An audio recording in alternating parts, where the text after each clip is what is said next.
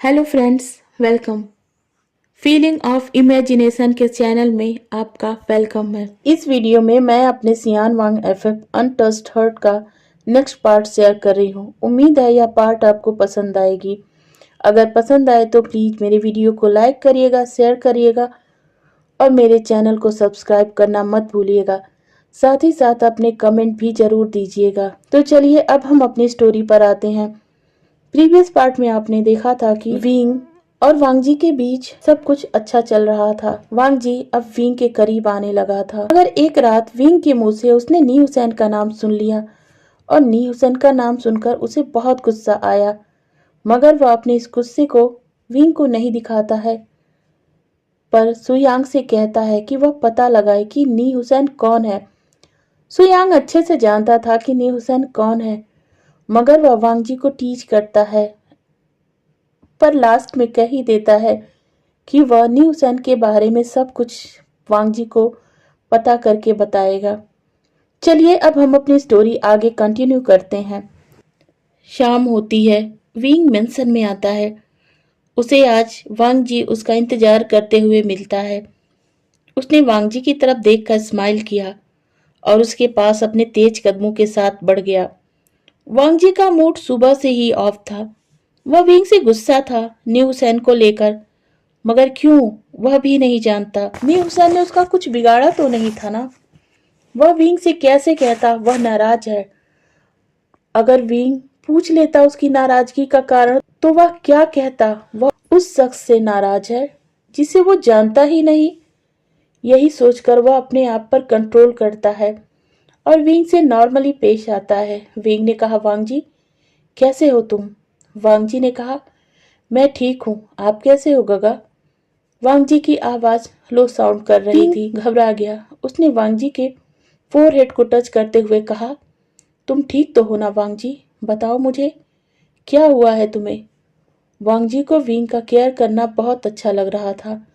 उसका मन कर रहा था कि वो विंग से झूठ बोल दे और कहे हाँ उसकी तबीयत सच में खराब है, मगर वो ऐसा नहीं कर सकता क्योंकि सामने मार्था थी और वह उन्हें अपने ऊपर हंसने का मौका नहीं देना चाहता था। वांगजी ने कहा, नहीं मैं तो ठीक हूँ। इस बार वांगजी ने खुद को चेयरफुल दिखाने की भरसक कोशिश की और इस काम में वो सफल भी हुआ। वेंग ने कहा, चलो वांगजी हम पहले डिनर करते हैं।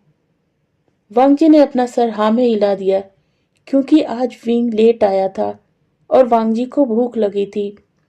विंग ने अपने चारों तरफ नजर दौड़ाई और फिर मार्था की तरफ देखकर कहा, वांगजी का बॉडीगार्ड नहीं दिख रहा है, वो कहाँ है? मार्था ने कहा, वो छुट्टी पर हैं, 4 दिन बाद आएंगे, मगर उन्होंने अपनी जगह किसी और को रख दिया है। विंग थोड़ा वरीड होते हुए कहता है, क्या उसने कुछ बताया है? वह छुट्टी पर क्यों है? क्या उसने कुछ बताया? क्या उसने बताया है कुछ? वह छुट्टी पर क्यों है? क्या उसके घर में सब ठीक है? मार्था को कुछ समझ नहीं आता है। वह वांगजी की तरफ देखती है और फिर विंग की तरफ देखते हुए कहती है, ठीक से नहीं जानती, शायद उनकी फैमिली में कोई बीमार है। ओह ठीक है। इसके बाद वह वांगजी को डिनर कराता है और फिर उसको रूम में लेकर चला जाता है। इस वक्त दोनों शावर लेकर बेड पर लेटे थे। वांगजी और विंग थोड़ी दूरी पर लेटे थे। माहौल शांत था, मगर वांगजी के दिल में जो हलचल नी हुसैन की वजह से मची थी वह उसे सोने नहीं दे रही थी। उसने विंग की तरफ देखा जिसने अपनी आंखें बंद कर ली थी और सो रहा था। उसने विंग की तरफ देखा जो अपनी आंखें बंद कर सो रहा था। वांगजी ने अपने मन में कहा, ये जरूर उसी के बारे में सोच रहे होंगे। मैं ऐसा होने नहीं दूंगा। पहले जो भी रहा हो, इस वक्त ये मेरे हस्बैंड हैं, तो इन्हें मेरे बारे में सोचना चाहिए, ना कि उसके बारे में। मेरे साथ मेरे बेड में मेरे हस्बैंड होने के बाद भी ये किसी और के बारे में कैसे सोच सकते हैं? कैसे? मैं ये होने नहीं दूंगा। इसके बाद फिर क्या था, उसकी जेलसी उस पर हावी होने लगती है। वह उठता है और विंग के पास आता है। विंग के हाथों को सीधा कर उसके हाथ को अपना पिलो बनाकर लेट जाता है। इस वक्त उसका एक हाथ विंग के कमर को रैप किए हुए था। वांगजी के ऐसा करते ही विंग अपनी आंखें खोल देता है और वांगजी की तरफ अचानक से मुड़कर उसे देखते हुए कहता है, वांगजी, ये क्या कर रहे हो? वांगजी अपना मासूम सा चेहरा बनाते हुए कहता है, गगा, क्या मैं ऐसे नहीं सो सकता? मुझे डर लग रहा था। विंग बेचारा एक बार फिर फंस गया वांगजी के जाल में। उसने वांगजी के बालों को सहलाया और प्यार से कहा, क्यों नहीं, जरूर सो सकते हो। और वह वांगजी को अपनी बाहों में भरकर आंखें बंद कर लेता है। उसे भी अच्छा लग रहा था वांगजी को गले लगाना। वहीं वांगजी का मन अब जाकर थोड़ा सा रिलैक्स हुआ। उसने विंग पर अपना हाथ और कस लिया और आश्चर्य की बात थी कि ऐसा करना उसे अच्छा लग रहा था। उसने अपने मन में कहा, अब आपको नी हुसैन को भूलना होगा क्योंकि मैं आपकी लाइफ में हूँ। थोड़ी ही देर में विंग और वांगजी दोनों नींद की आगोश में थे। विंग, जिसे कुछ दिनों पहले वांगजी अपने बिस्तर पर बैठने नहीं देना चाहता था, आज वही वांगजी विंग को खुद से अलग करना नहीं चाहता था। खैर, ये रात बीत गई। सुबह हुई। आज विंग के चेस्ट पर वांगजी का सर था और उसके हाथ विंग को रैप किए हुए थे। विंग ने कहा, वांगजी उठ जाओ, मुझे वर्क पर जाना है। और वांगजी कहता है, नहीं गगा, मुझे थोड़ी देर और सोना है, ऐसे ही सोना है। विंग ने कहा, वांगजी आधे घंटे हो गए हैं ना, तो जाने दो, या फिर तुम ये चाहते हो कि मेरे मास्टर मुझे डांटे? वांगजी ने अपना सर उठाकर विंग की तरफ देखा और कहा, नहीं, बिल्कुल नहीं। और यह कहकर वह विंग से अलग हो जाता है। विंग वांगजी के माथे पर किस करता है और रूम से बाहर चला जाता है।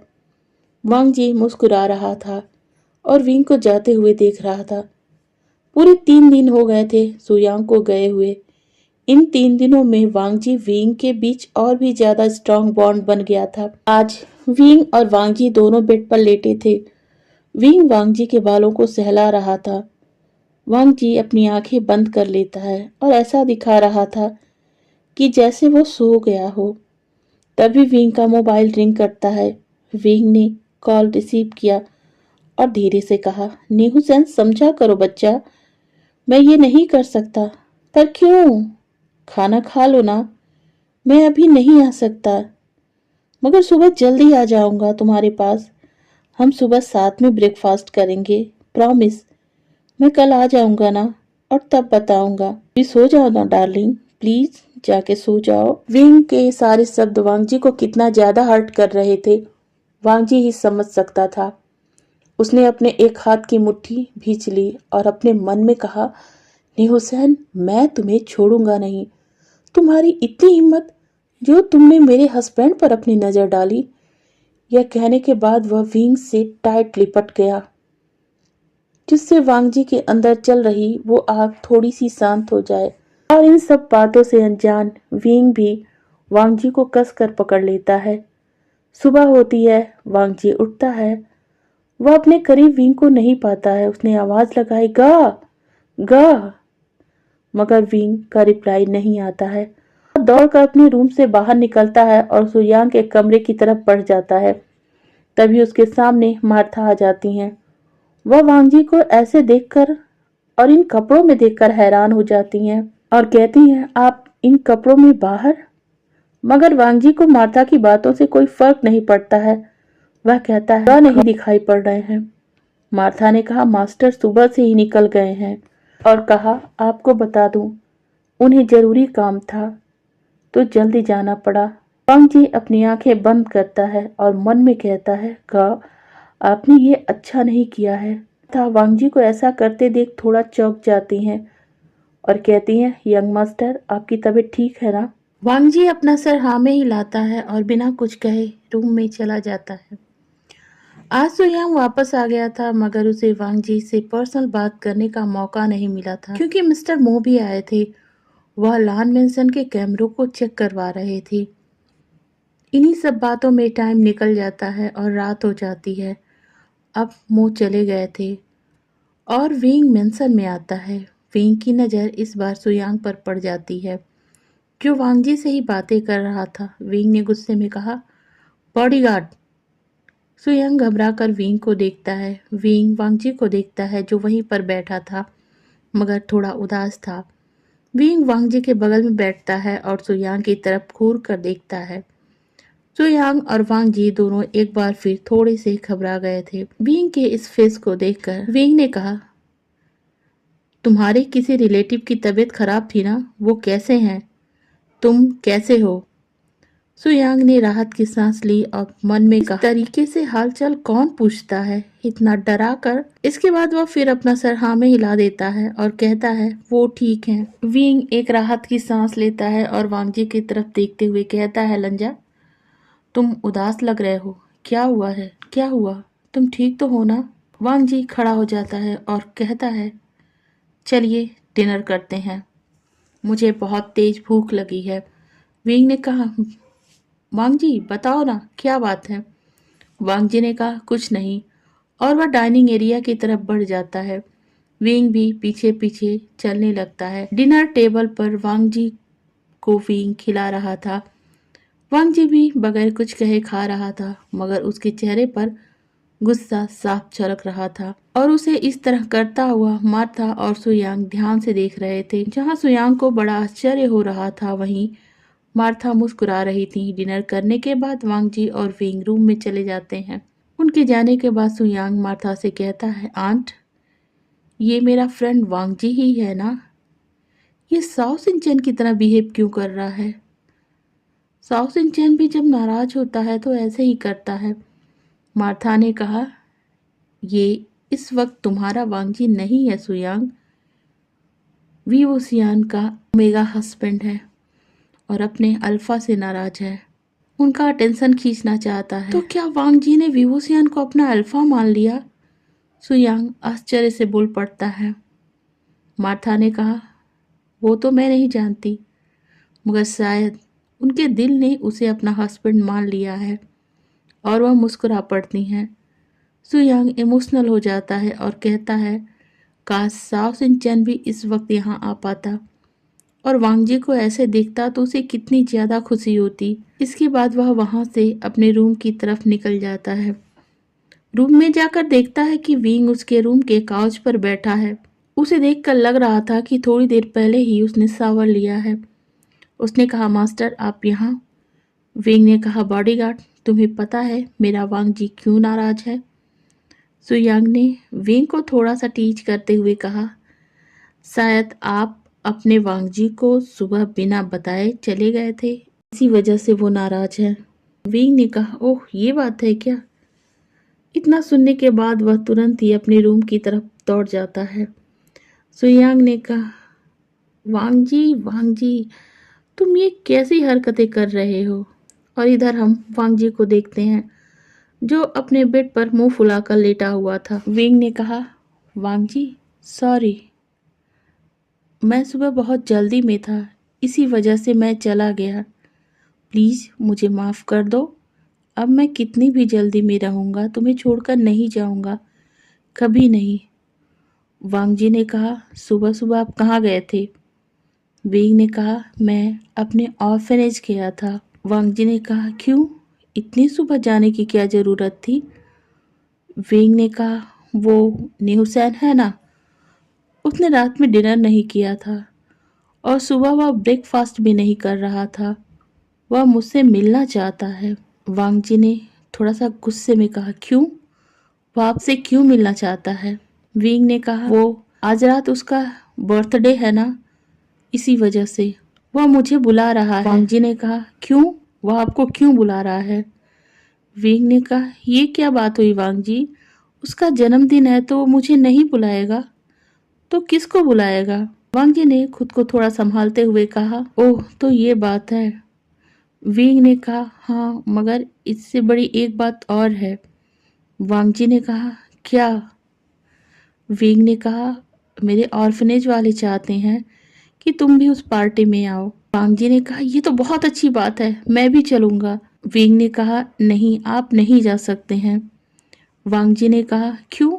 मैं क्यों नहीं जा सकता हूँ? विंग ने कहा, आप वहाँ कैसे जाएंगे? वांग जी ने कहा, अपने पैर से। आपके साथ? और कहाँ और कैसे? विंग ने फिर थोड़ा सा वरीड होते हुए कहा, पर आप वहाँ नहीं जा सकते क्योंकि मुझे साफ मना किया गया है कि मैं आपको बाहर नहीं ले जा सकता। वांगजी को यह सुनकर बड़ा गुस्सा आ गया। उसने कहा, नहीं, मैं कुछ नहीं जानता हूँ। आपको मुझे अपने साथ ले जाना ही पड़ेगा, नहीं तो मैं आपसे कभी बात नहीं करूँगा। और मुझे कैसे ले जाना है ये जिम्मेदारी आपकी है। मैं नहीं जानता, मुझे जाना ही होगा। यह कहकर वांगजी गुस्से से अपना मुंह घुमाकर बेड पर लेट जाता है। विंग को कुछ समझ नहीं आ रहा था, वह कुछ समझना भी नहीं चाह रहा था। उसने अपने मन में कहा, उधर नी ने हुसैन मुझे परेशान कर रखा है कि वह वांगजी से मिलना चाहता है, और इधर वांगजी ने मुझे परेशान कर रखा है कि वह मेरे साथ चलना चाहता है, मगर मैं वांगजी को कैसे ले जाऊं? मैं उसे बाहर नहीं ले जा सकता। अगर उसे कुछ हो गया तो मैं क्या करूंगा? यह कहकर वह बेड पर बैठता है और वांगजी को पकड़कर सो जाता है। वांगजी उसे मना नहीं करता है क्योंकि पहली बार था जब विंग ने खुद वांगजी को अपने गले से लगाया था। वांगजी को ये बहुत अच्छा लगता है। वह छोटी सी स्माइल करता है और फिर सो जाता है। इधर विंग भी काफ़ी देर तक कुछ सोचता विचारता है और सो जाता है। अब सुबह होती है। सुबह वांगजी का ड्रामा फिर शुरू हो जाता है। ना तो वह ब्रेकफास्ट करने जा रहा था, ना सावर लेने जा रहा था, और ना ही वह विंग से बात कर रहा था। विंग ने आज छुट्टी ले रखी थी क्योंकि इस बीच विंग ने कोई भी छुट्टी नहीं ली थी। विंग को लगा कि उसके ऑर्फनेज में पार्टी है तो उसे जाकर उनकी हेल्प करनी चाहिए। यही सोचकर उसने छुट्टी ली थी, मगर यहाँ वांगजी का अलग ही ड्रामा चल रहा था। तो वांगजी ने सुयांग को भी ड्रामे में शामिल कर लिया। सुयांग रूम में आता है और विंग से कहता है, सर चलिए ब्रेकफास्ट के लिए। आपको काफ़ी देर तक कई सर्वेंट बुला कर गए हैं मगर आप लोग नहीं चल रहे हैं। विंग ने कहा, बॉडीगार्ड, तुम्हें पता है ना कि हम वांगजी को बाहर नहीं ले जा सकते हैं, और वांगजी जिद पर है कि उसे बाहर जाना है। तो बताओ, तुम ही बताओ, ऐसा कोई रास्ता निकालो जिससे मैं वांगजी को बाहर भी ले जाऊं और वांगजी सेफ रहे। सुयांग अपने दिमाग पर जोर डालता है। उसे भी अच्छे से पता है कि वांगजी को बाहर जाना सख्त मना है। उसने वांगजी की तरफ देखा और कहा, यंग मास्टर, आपको बाहर जाना अलाउ नहीं है। हम आपको नहीं ले जा सकते हैं। अगर आपकी जान को खतरा हुआ तो? वांगजी ने कहा, मुझे छुपा कर ले चलो। वांग ने कहा, पर हम आपको छुपा कर कैसे ले जाएं? आप कोई सामान तो हो नहीं होना। वांगजी ने कहा, मैं कुछ नहीं जानता हूँ। आज शाम की पार्टी में मैं गगा के साथ जा रहा हूँ, नहीं तो मैं कुछ नहीं खाऊंगा। मैं किसी से बात नहीं करूंगा। वांगजी एकदम बच्चे की तरह अड़ गया था। सुयांग को भी वांगजी पर गुस्सा आने लगा। सुयांग ने गुस्से से कहा, यंग मास्टर, आप ठीक तो है ना? आप ये बच्चों जैसी हरकतें क्यों कर रहे हैं? अब विंग को सुयांग पर गुस्सा आ गया। उसने कहा, बॉडीगार्ड, मैंने तुम्हें उपाय सुझाने के लिए कहा है, ना कि मेरे हस्बैंड पर चिल्लाने के लिए। जब वो बच्चा है तो बच्चों जैसे ही ना हरकतें करेगा। सुयांग ने अपने मन में कहा, हाँ, कितना बड़ा बच्चा है ये शायद आप नहीं जानते हैं। तभी विंग कहता है, अब मुझे कुछ सोचना पड़ेगा। फिर वह काउच पर जाकर बैठ जाता है। वांगजी बेड पर था। उसने अपने आप को उसने अपने आप को ब्लैंकेट से कवर कर लिया था। सुयांग वहीं पास में खड़ा था। विंग कुछ देर तक सोचता है और फिर सुयांग से कहता है, बॉडीगार्ड, एक आइडिया आया है।